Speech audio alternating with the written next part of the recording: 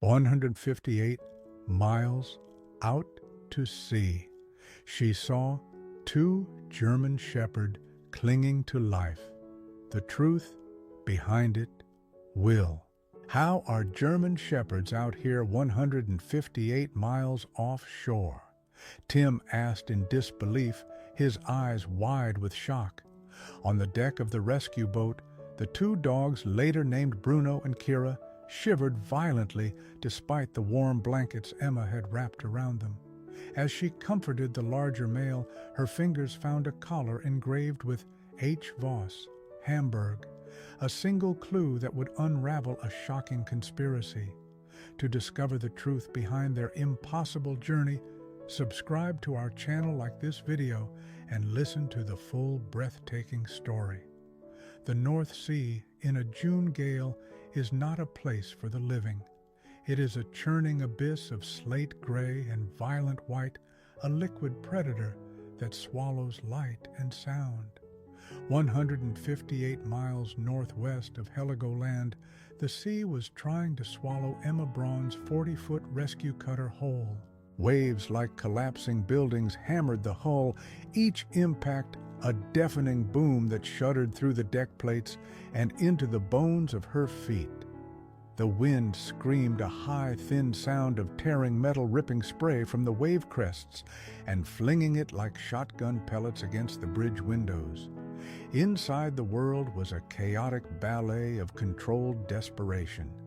The air was thick with the scent of ozone diesel and cold, wet fear. Emma, her knuckles white on the helm, kept her eyes glued to the oscillating sweep of the radar, her face illuminated in its sickly green glow. For 6 hours, she and her two-man volunteer crew had been chasing a ghost, an EPIRB signal from a sailing yacht, the Sturmvogel, that had winked into existence 2 days ago before vanishing. It was a fool's errand, a search for a needle in a collapsing haystack. But it was their job. Anything on the thermal, she yelled over the engine's roar. Tim, a young man with a face pale from seasickness and tension, shook his head, his eyes scanning his own monitor. Nothing, skipper, just cold water. Of course, anything out here would have lost its heat signature hours, if not days ago. The water temperature was a brisk 8 degrees Celsius. Survival time was measured in minutes. Still, they searched. It was the code. You search until you are ordered to stop, or until there is nothing left to search for. Emma grabbed the spotlight control, cutting a brilliant white path through the pre-dawn gloom. The beam danced madly across the heaving surface of the water, revealing momentary glimpses of a liquid mountain range, vast and indifferent. She swept the beam left, then right, a rhythmic, hypnotic motion. And then she saw it. It wasn't the yacht. It wasn't a life raft. It was a splintered section of a wooden mast, perhaps 10 feet long, pitching violently in the swell. An ordinary piece of flotsam, the kind of sea trash that littered the shipping lanes. She was about to pan away when something on the wreckage caught the light. Two shapes, two dark, unmoving lumps clinging to the wood.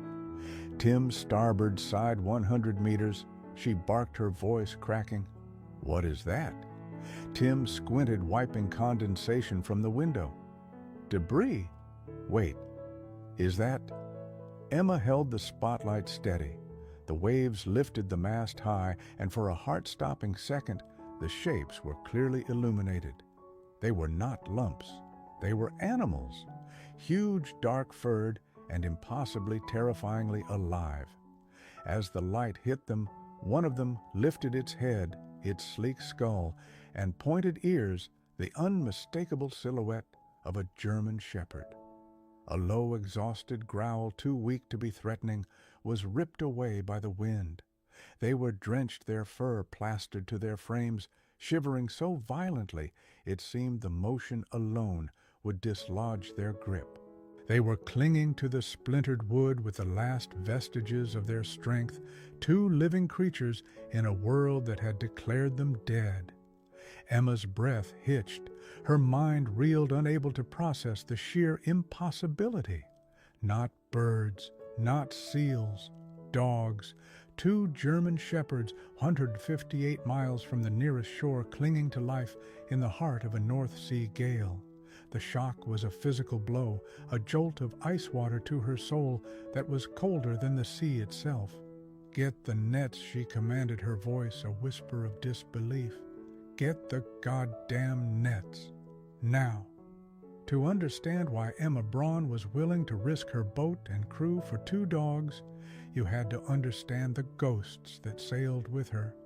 At 42, with strands of premature silver streaking her brown hair and a web of fine lines around her piercing blue eyes, Emma was a creature of the sea. She had been born to it, the daughter of a Cuxhaven fisherman, and had sought to master it, graduating from the German Naval Academy with honors. She'd served 10 years as a navigation officer on a frigate, a rising star whose career was as bright and limitless as the open ocean. Then came the incident in the Gulf of Aden, a routine anti-piracy patrol, a sudden attack, a fire in the engine room. An order given, an order misunderstood, a sealed compartment, 2 lives lost. Though officially cleared of wrongdoing, the whispers in the corridors and the faces of the dead men in her dreams were a verdict she could not appeal. She resigned her commission a year later, the sea now a place of penance, not promise. She returned to Cuxhaven, the port town at the mouth of the Elbe, where the river's brown water surrenders to the North Sea's gray. With her severance and a small inheritance, she bought the Hanseat, a sturdy, no-nonsense cutter, and founded a small private maritime search and rescue operation. She ran charters for marine biologists and serviced offshore wind farms to pay the bills. But her true purpose, the thing that got her out of bed before dawn, was responding to the calls the official Coast Guard deemed too low probability. She searched for ghosts because she was haunted by them. The rescue of the 2 dogs was a blur of frantic, high-stakes action. Tim and Lars, her other crewmen, worked with grim efficiency, deploying the wide rescue net. It was a dangerous maneuver, bringing the Hanseat close to the pitching debris. One miscalculation, one rogue wave, and the mast could hold their hull. Emma held the cutter steady, with a surgeon's precision, her years of naval training taking over her mind, blessedly silent for the first time in years. They got the larger male into the net first. He was dead weight, barely conscious, but as they hauled him over the gunwale, he let out a weak, rumbling growl. The second, a slightly smaller female, was even more difficult. She was tangled in some rigging, and Lars had to lean precariously over the side with a knife to cut her free. Finally, they were both aboard, collapsing onto the deck in a heap of shivering, sodden fur. They were magnificent animals, even in their wretched state. Purebred German shepherds, one, a sable male of around 90 pounds, the other, a black and tan female. Their paws were raw and bleeding, their eyes glassy with hypothermia and exhaustion. Emma and her crew stripped off their own jackets, wrapping the dogs in anything dry they could find. As Emma worked on the male, trying to get some warm water into him, her fingers brushed against his collar. It was thick, heavy-duty black nylon, far more robust than a typical pet collar. A small circular metal tag was riveted to it. Wiping away the grime and salt, she could just make out the engraved text, H. Voss, Hamburg. Beneath the name was a phone number. It was a lead, a thread connecting these impossible creatures to the world of solid ground. But as she ran her thumb over the collar, she felt something else. A subtle thickness, an unnatural stiffness in one section. It was barely perceptible, a slight bulge in the woven nylon. Her sailor's intuition, honed by years of noticing things that were out of place, tingled. This was no ordinary dog collar. Back at the Cuxhaven docks, under the flat gray sky of a German summer, the inciting incident crystallized. The dogs, now named Bruno and Kira by the veterinarian Dr. Hannah, were stabilized, but still in critical condition. Hannah confirmed Emma's suspicion. These were not just pets. "They're working dogs, Emma," she'd said, pointing to the faint calluses on their muzzles and their incredible muscle definition. Police, military, something. And their paws aren't just raw from the water.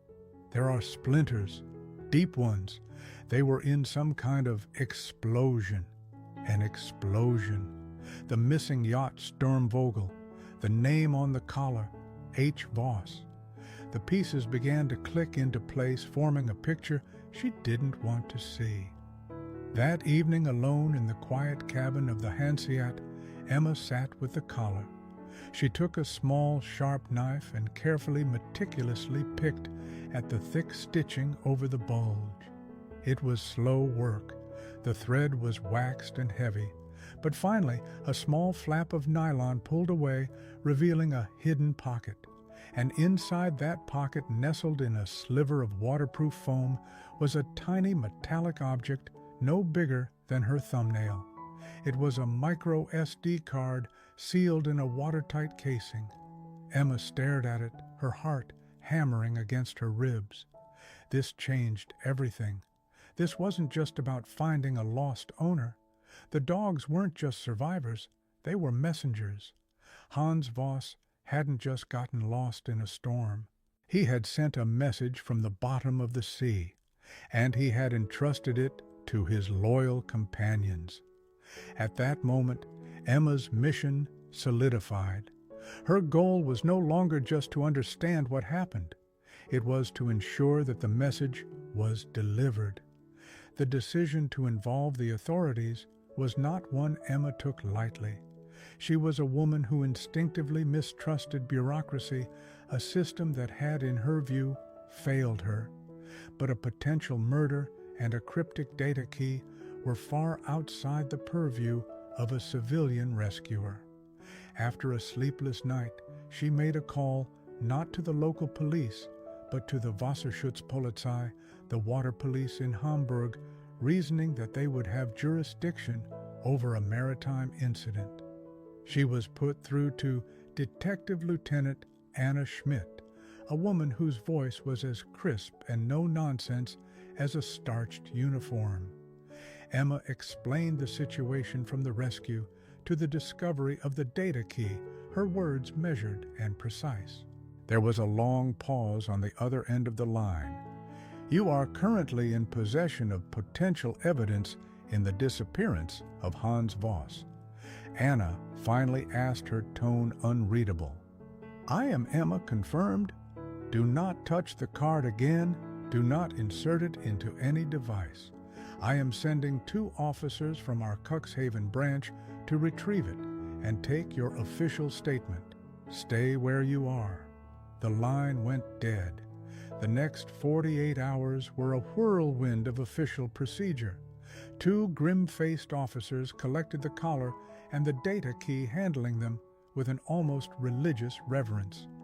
Emma spent hours giving her statement, recounting every detail of the rescue. She learned more about Hans Voss. He wasn't just a sailor. He was a retired, highly decorated investigator for the German Customs Service Zoll. He had a reputation for being relentless, a bloodhound, who even in retirement occasionally took on private consulting work on maritime security matters. The Sturmvogel was his private vessel. The official theory was that he was caught in the unexpectedly violent gale. Anna Schmidt herself drove up from Hamburg the next day. She was a woman in her late 40s with sharp, intelligent eyes and a manner that radiated competence. She met Emma at the veterinary clinic where Bruno and Kira were slowly recovering. Dr. Brown Anna began her gaze fixed on the two dogs resting in their kennel. Bruno, the larger male, lifted his head and watched them, a low rumble in his chest. Kira remained curled tightly against him. "Your actions were extraordinary." "They're the extraordinary ones," Emma deflected. Indeed, Anna agreed, a flicker of something admiration perhaps in her eyes. "Hans Voss was one of ours, not WSP, but Zoll. We worked with him. He was a good man, stubborn as a barnacle, but good." She turned to face Emma directly. "The data key you found is heavily encrypted. Our cybercrime unit is working on it. But its very existence hidden like that turns a missing person case into a potential homicide." This was the first complication. The case was now official, and Emma was on the outside. Her role was over, but she couldn't let it go. She had pulled those dogs from the water. She felt a fierce protective bond with them, and by extension, with the man who had so clearly loved them. What was he working on? Emma asked, her tone more of a demand than a question. Anna gave her a long, appraising look. "I can't discuss the details of an ongoing investigation with a civilian." "Those dogs aren't civilians." Emma countered, her voice low and intense. "They were his partners, and they're under my care. That makes me more than a bystander." A fragile, unspoken alliance began to form between the two women, built on a shared respect for the dead man and a desire for the truth. Anna, seeing Emma's resolve and recognizing her unique connection to the case, began to cautiously share information. The cybercrime unit managed to break the first layer of encryption. The card contained meticulous logs. Voss had been tracking the movements of several container ships belonging to a specific Hamburg-based logistics firm, Interport Shipping. He had noted discrepancies in their cargo manifests and sailing routes, subtle deviations that only a man with his experience would spot. He suspected they were using a corridor in the North Sea for illicit transfers. He was freelancing, Anna explained over a cup of coffee at a dockside cafe. He brought his suspicions to his old contacts at Zoll, but they told him he didn't have enough to open a formal inquiry. So he went out on the Sturmvogel to get the proof himself. With his dogs, Emma murmured, looking out at the gray water. They were his former K9 partners from his service, Anna confirmed. Trained in detection. He probably thought they could sniff out whatever was being smuggled. The stakes were rising. This wasn't a crime of passion. It was organized, corporate, and professional. And the people involved had already killed a highly trained federal agent to protect their secret. A new complication arose a week later. The dogs were well on their way to recovery, and Emma had moved them to a kennel at her secluded home a few miles outside Cuxhaven. One evening, a dark sedan with Hamburg plates was seen driving slowly past her property multiple times. The next morning, she found the latch on the kennel gate had been tampered with, the metal scratched and slightly bent. It could have been teenagers, a random act of vandalism. But she knew it wasn't. She called Anna immediately. "They know," Emma said, her voice tight. "They know the dogs survived." The threat was no longer abstract. It was at her doorstep. The smugglers, whoever they were tying up loose ends. And the two dogs, along with the woman who saved them, were the last loose ends. Anna arranged for a discreet police presence near Emma's home, but the message was clear. Emma was now a target. The conflict had become personal, the danger immediate. Her quiet life of penance had been shattered, replaced by a fight she never asked for, but was now determined to win. The attempted break-in at Emma's home was the fulcrum on which the entire case pivoted. For Anna Schmidt, it was confirmation that they were not just dealing with white-collar criminals hiding behind shipping manifests, but with a ruthless organization willing to use violence to protect itself. For Emma, the scraped metal on the kennel latch was a declaration of war. The fear she felt was cold and sharp, but beneath it, something else was hardening, a steely resolve that had lain dormant since she'd left the Navy. She was no longer just a witness or a rescuer. She was a guardian. The true turning point, however, came from the encrypted data key. After a week of relentless work, Anna's cybercrime unit finally broke the final layer of encryption. Anna drove to Cuxhaven herself to deliver the news, her face grim. They met in Emma's kitchen, the two dogs lying watchfully at her feet. Bruno's head was on his paws, but his amber eyes tracked Anna's every move. "It's worse than we thought," Anna said, foregoing any preamble. She slid a tablet across the table. Voss wasn't just tracking smugglers.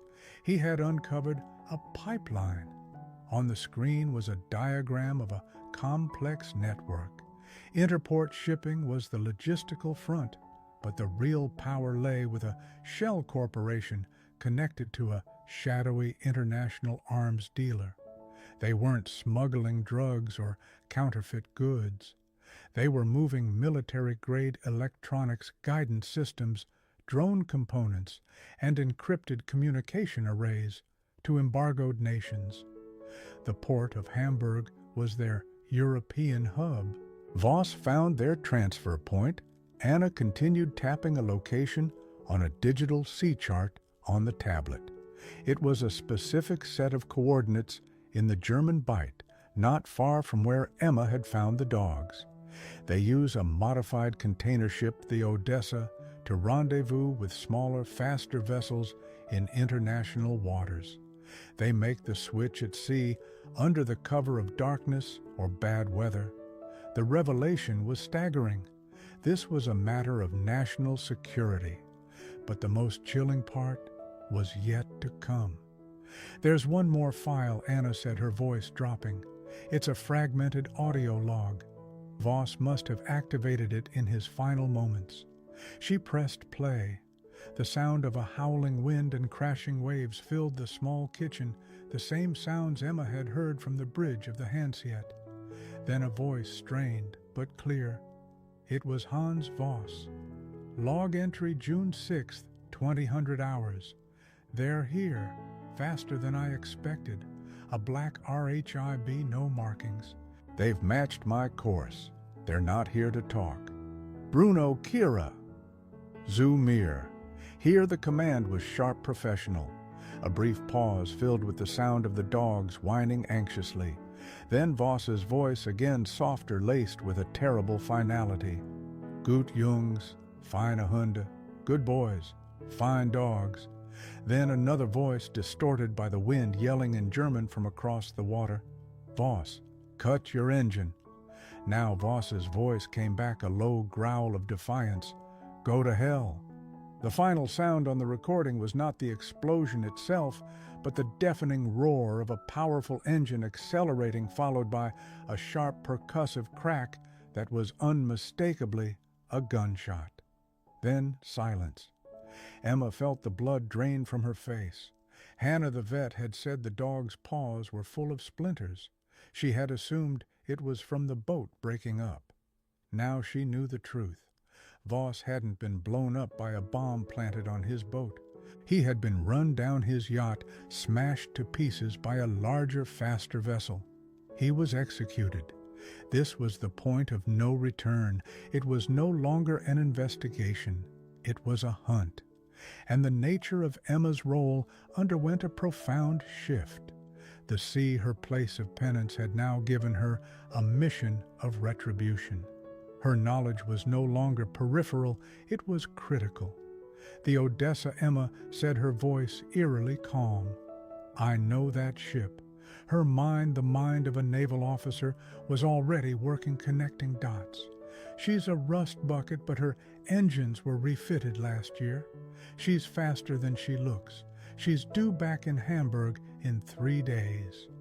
Anna looked at her, a new level of respect in her eyes. How do you know that I run a charter business? Lieutenant Emma replied, a cold fire in her eyes. I know the shipping schedules better than I know my own name. It's my job to know what's moving on the water. In that moment, Emma Braun ceased to be a reactive victim of circumstance. She was no longer just protecting the dogs. She was proactive, a vital asset with unique knowledge.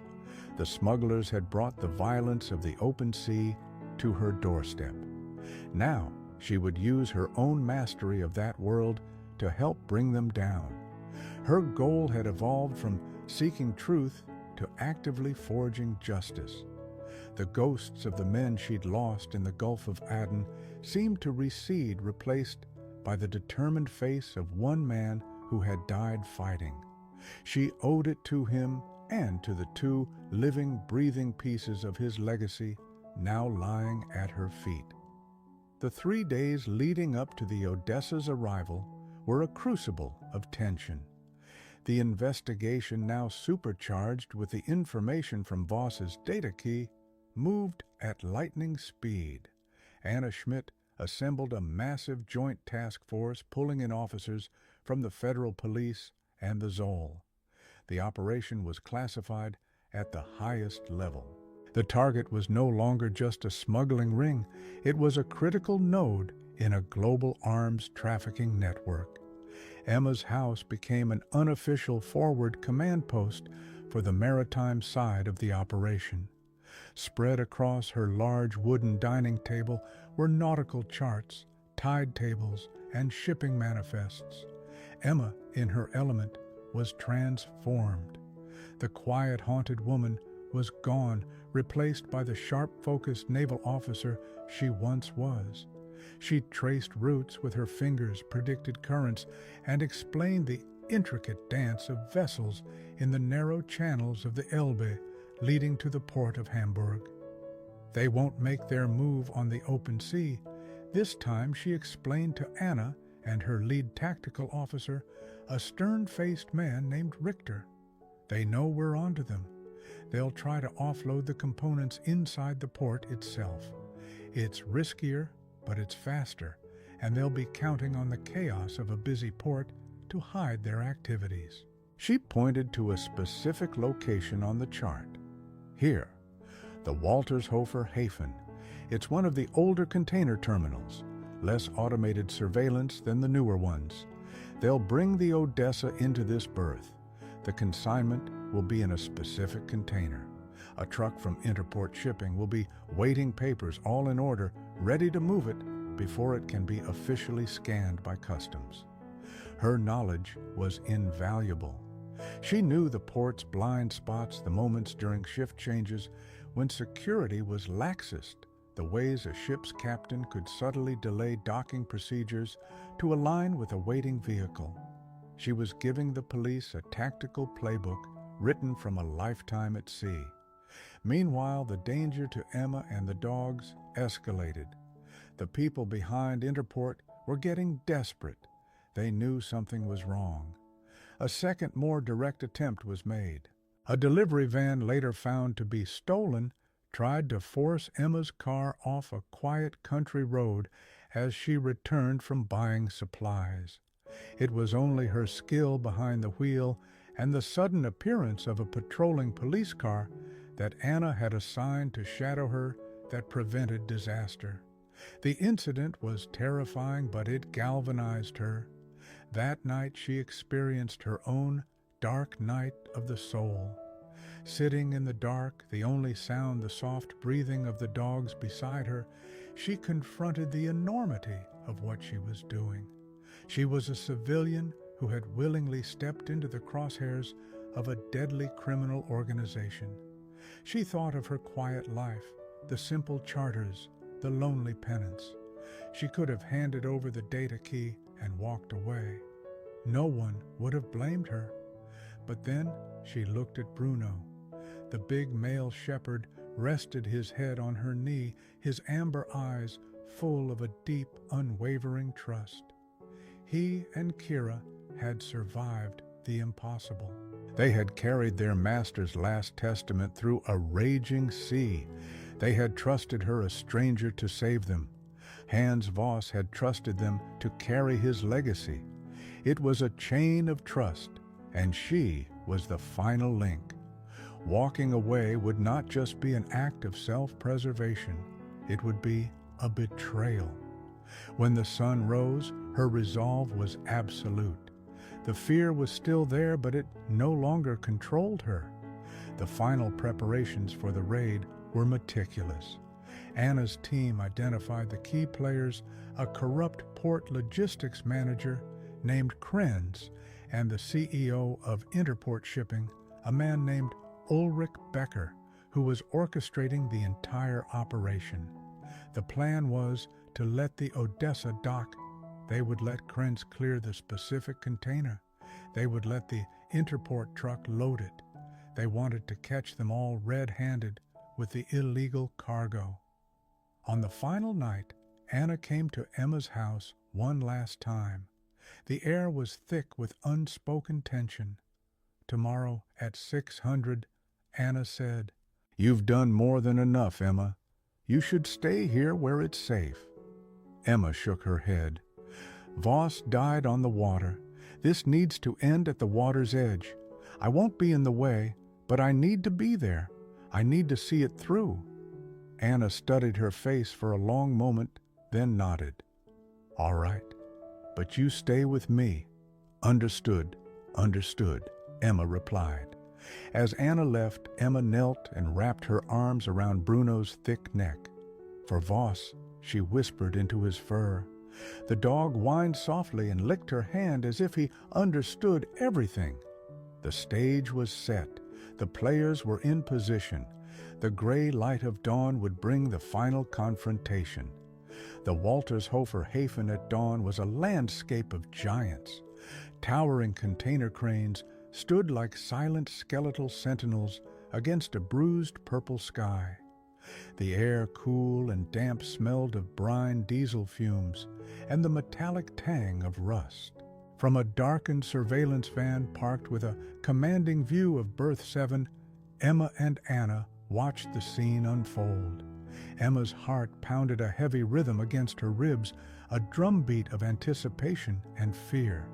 At 05:48, the Odessa appeared, a hulking black shape gliding through the murky water of the Kurlbrand Channel, guided by a port tug. It was an ugly, functional ship stained with rust and grime, but it moved with a chilling purpose. Emma watched its approach with the critical eye of a sailor, her fists clenched. On the seat beside her, a tactical radio crackled with hushed, coded commands as Anna's SEK teams moved into their final positions, hidden among the endless stacks of shipping containers. The Odessa docked with practiced efficiency. Lines were thrown, the gangway was lowered, and the port manager, Krenz, was the first man aboard, his movements quick and nervous. A few minutes later, an Interport shipping truck rumbled into position on the quay, its engine a low thrum in the quiet morning. Everything was happening exactly as Emma had predicted. The targeted container, marked with a small, almost invisible chalk symbol, was one of the first to be offloaded. A giant gantry crane plucked it from the deck with surprising delicacy and lowered it onto the truck's chassis. As the locking pins on the truck bed slammed shut, Krenz signed the release form with a flourish and handed it to the driver. The truck's engine revved. It was the moment of transfer. The crime was complete. Zugriff Anna spoke softly into her radio. "Access. Go." The world erupted. From all directions, heavily armed SEK officers in black tactical gear materialized from the shadows. The blare of sirens shattered the morning quiet. Floodlights ignited, bathing the scene in stark, unforgiving white light. The Interport truck, which had just begun to pull away, screeched to a halt as an armored police vehicle blocked its path. The driver and Krenz froze their faces, masks of pure panic. They surrendered immediately, hands raised high. On the bridge of the Odessa, the captain and his first mate were apprehended without a fight. It was clean. It was perfect. But the main target, Ulrich Becker, was not at the port. A separate team had been dispatched to his villa in the wealthy suburb of Blankenese. As the raid went down at the docks, Anna's radio crackled again. It was the lead officer from the villa. Target is not at the residence. His car is gone. We have a runner. A cold dread washed over Emma. Becker had been tipped off. But then, a new voice cut in a traffic officer. Control, we have a visual on the suspect's vehicle.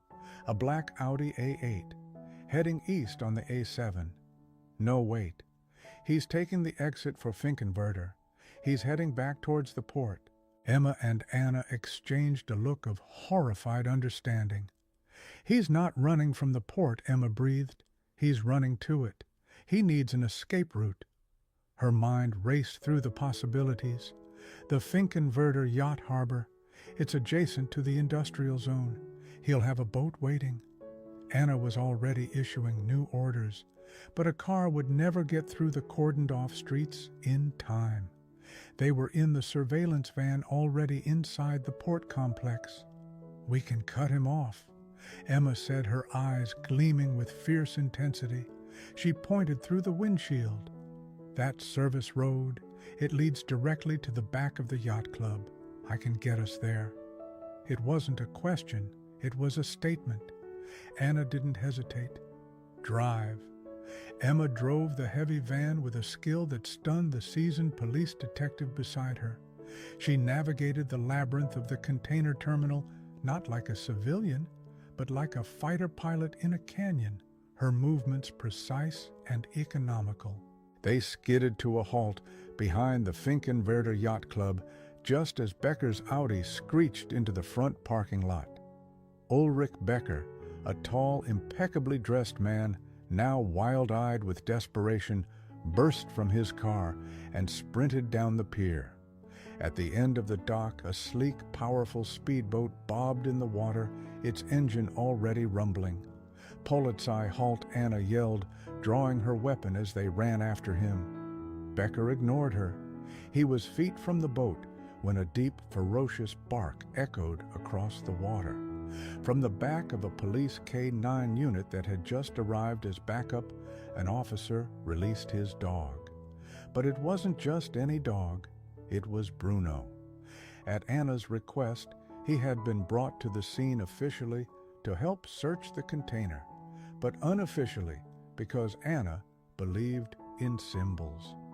The great sable shepherd, a blur of dark fur and righteous fury, bounded down the pier. He moved with breathtaking speed, his powerful legs eating up the distance. He was not just a police dog obeying a command.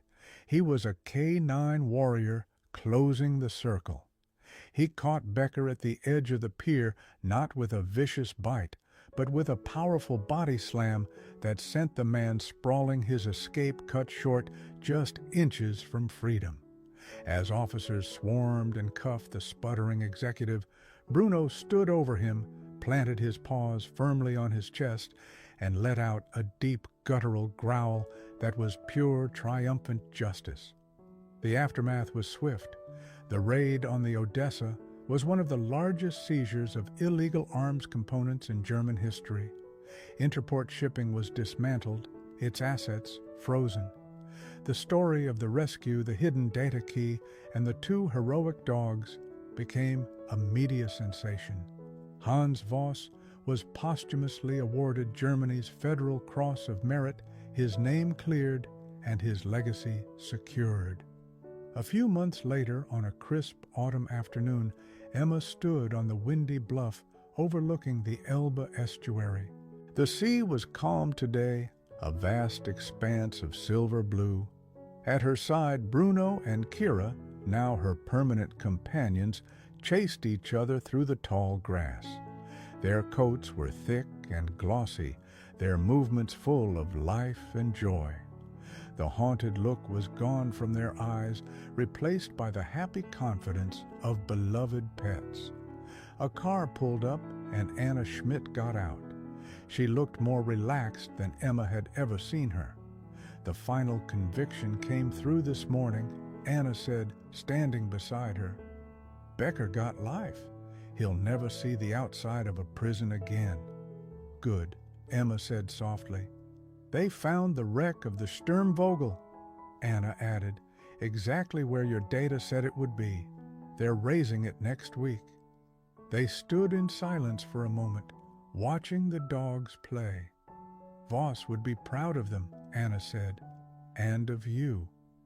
Emma looked at Bruno, who had stopped his game and returned to her side, leaning his weight against her leg. She ran her hand through his thick fur, her fingers finding the familiar shape of his new, simple leather collar. The ghosts of the Gulf of Aden were finally quiet. The sea had taken much from her, but it had also given back.